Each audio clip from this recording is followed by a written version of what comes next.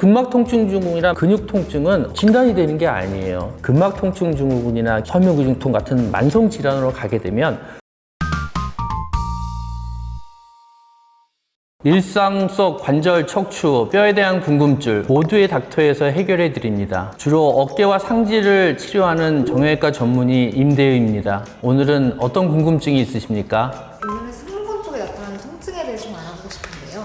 이 옷을 입고 걸어보면 이 승모근이 신경이 안 쓸 수가 있는데 이 승모근은 왜 튀어나오는 건가요? 이게 승모근이에요. 요게 이렇게 넓게 목부터 척추뼈, 그다음에 어깨 견갑골까지 이렇게 쭉 붙어 있는 굉장히 커다란 근육입니다. 여자분들 같은 경우는 이 승모근이 이제 튀어나오면 좀 보기 싫다고 생각을 하는 것 같아요. 이것도 한번 보실까요? 우락부락한 남자죠. 여자가 만약에 이렇게 있다 그러면 목이 되게 짧아 보일 거잖아요. 이런 것들 때문에 굉장히 많이 옷맵시가 안 산다고 스트레스 받고 이러시는 것 같은데, 과도하게 승모근이 긴장을 해서 자꾸 뭉친다든지 이렇게 되면 보기도 싫고 그럴 것 같아요. 근데 이게 가만히만 있어도 주변이랑 어깨랑 승모근 통증을 좀 호소하시는 분들이 있더라고요. 이게 단순 근육통일까요? 아니면 질환이라고 봐야 될까요? 담 걸렸다, 급성이다, 그러면 그냥 단순 근육 염좌로 보시면 될 것 같고, 나머지 만성적인 오래 통증을 일으키는 거를 근막 통증 증후군의 그런 범주에 두고 목 디스크 빼고요, 그렇게 보면 될 것 같아요. 이 근막 통증 증후군이 무엇인지 좀 자세하게 소개해 주세요. 근막 통증 증후군은 이게 이제 뭉치는 것 중에서 그 안에 통증 유발점이라는 게 생겨요. 근육 섬유가 좁쌀처럼 볼록하게 뭉쳐가지고 통증 유발점이라는 게 생기면서 그 주변에 굉장히 다양한 통증, 심하면 운동장애, 두통 이런 것들을 일으키는 질환입니다. 그럼 이 승모근을 마사지할 때 아픈 통증도 근막 통증 증후군이라고 볼 수 있을까요? 그냥 아픈 거, 그런 건 이제 근육통으로 보면 될 것 같고, 잘 만져서 이런 식으로 미끄러다 보면은 좁쌀처럼 뭐가 딱 만져지는 걸 느낄 수가 있어요. 그걸 통증 유발점이라고 하는데, 그러면 그거는 근막 통증 증후군이라고 할 수 있겠죠. 진단이 되게 까다로워 보이는데 이 통증이 어디서 발생하는지 좀 찾기 어려워서 그런 걸까요? 아니면 다른 이유라고 하나요?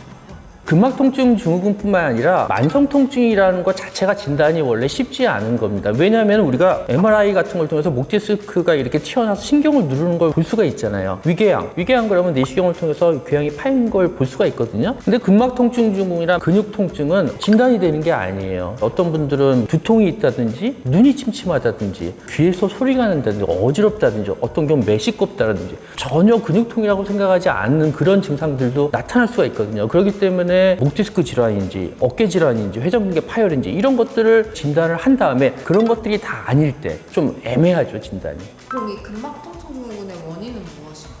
우리가 경험적으로 볼 때 이쪽 목 근육을 과도하게 막 긴장하고 반복되게 쓰면서 근육 세포가 손상이 된다든지, 의외로 정신적인 스트레스라든지 우울증이라든지 불안증이라든지 이런 게 있어도 생길 수가 있어요. 그리고 우리 몸에 비대칭, 척추 측만증이 있다, 아니면 다리 길이가 좀 다르다든지, 아니면 골반이 좀 틀어졌다든지 이런 것들도 원인이 될 수 있다고 합니다. 하지만은 사실 정확하게 뭐다 이렇게 할 수 있는 건 아닌 것 같아요. 이식견이랑 목 디스크랑도 착각하기 쉽다는데 구분할 수 있는 방법은 있나요?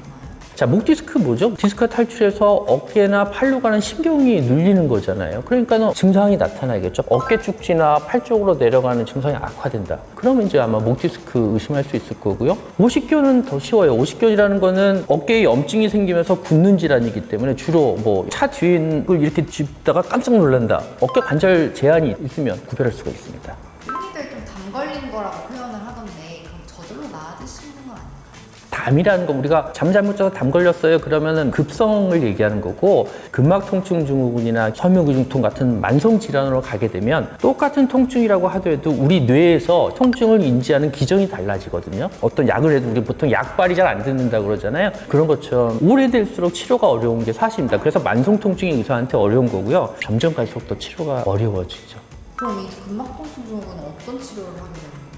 약 먹고 물리치료 같은 걸 하는데, 약이라는 거는 이제 염증을 줄여주는 소염제, 근육이완제를 먹고요. 그 원인 중에서 불안증이나 이런 것들 때문에 근육이 자꾸 긴장하는 분들 같으면 신경 안정제 같은 것도 씁니다. 근육 내의 전기 자극을 통해서 긴장을 풀어주는 걸 하기도 하고요. 병원 오시면 아프면 주사 놓잖아요. 통증 유발점을 차단하는 주사예요. 정확하게 주사를 놔주면 굉장히 효과가 좋습니다. 그 외에 체외 충격파 치료, 다 그러니까 통증 유발점을 파괴시키기 위한 치료를 합니다. 굉장히 여러 가지 치료가 있는데 그 중에서 본인한테 맞는 치료들이 있을 거예요. 그런 거를 가지고 꾸준하게 하셔야지 그런 긴장도를 줄일 수가 있을 것 같아요. 혹시 근막 통증 증후군이면 운동이나 스트레칭 방법을 좀 알려주시면 좋을 것 같아요.